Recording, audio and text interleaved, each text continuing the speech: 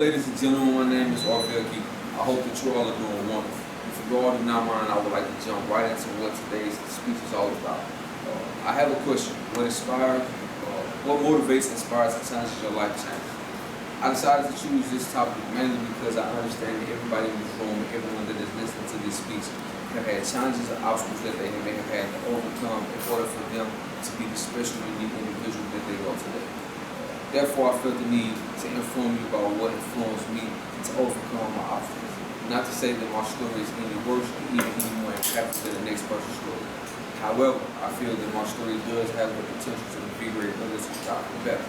I will have statistics and information from reports and articles that will support my following information. My speech is divided into 4 key points that we will touch on individually as we get further into this speech. They include what my motivations are, where my inspiration came from, what challenges caused me to change my life, and lastly, what my life changes consist of. I would like to start off with what challenges I had to overcome before making my life change. I was at one point facing up to 25 years in prison for a first-degree robbery with a wrongful action.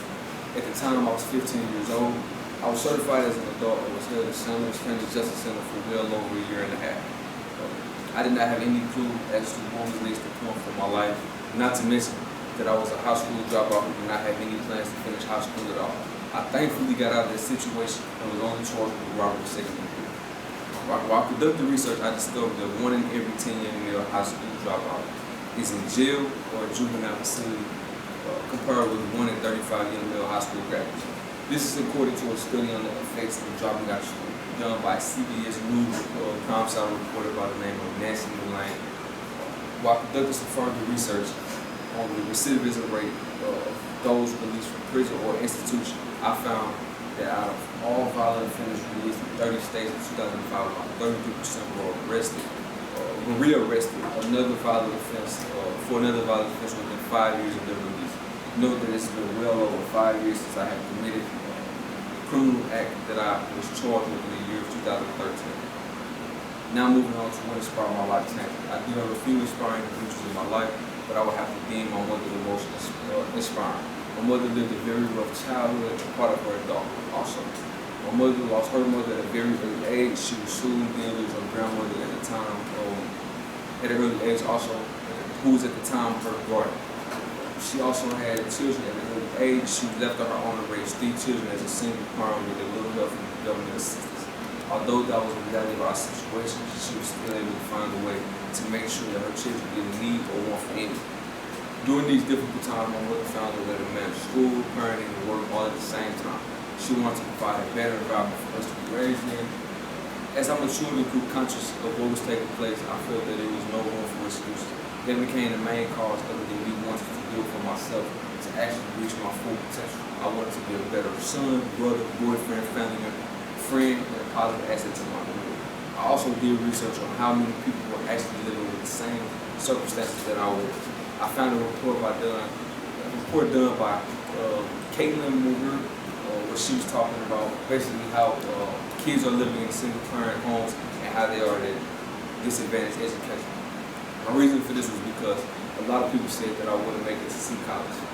According to this report, 51% of low-income adolescents were living in single-parent families. In the next 3 decades, the numbers rose to 75%. 12% of that group of teens from single-parent families had earned a college degree by the time they were 24, compared with 38% of those from 2-parent families.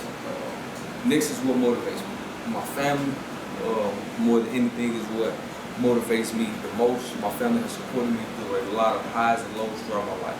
They encouraged me to want better for myself. I decided that I wanted better for my youngest brother, who is currently placed in an institution due to incriminating charges.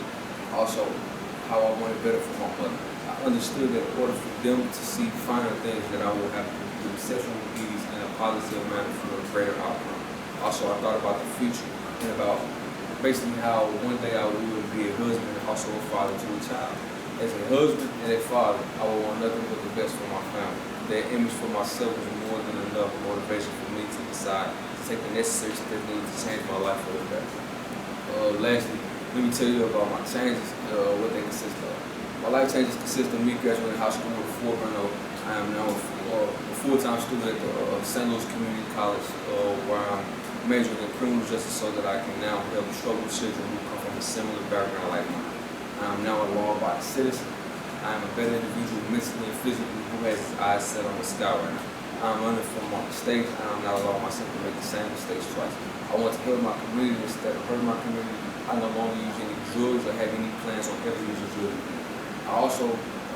I am also not only focused on having a healthier lifestyle mentally and physically, but I am trying to instill these characteristics in other individuals also.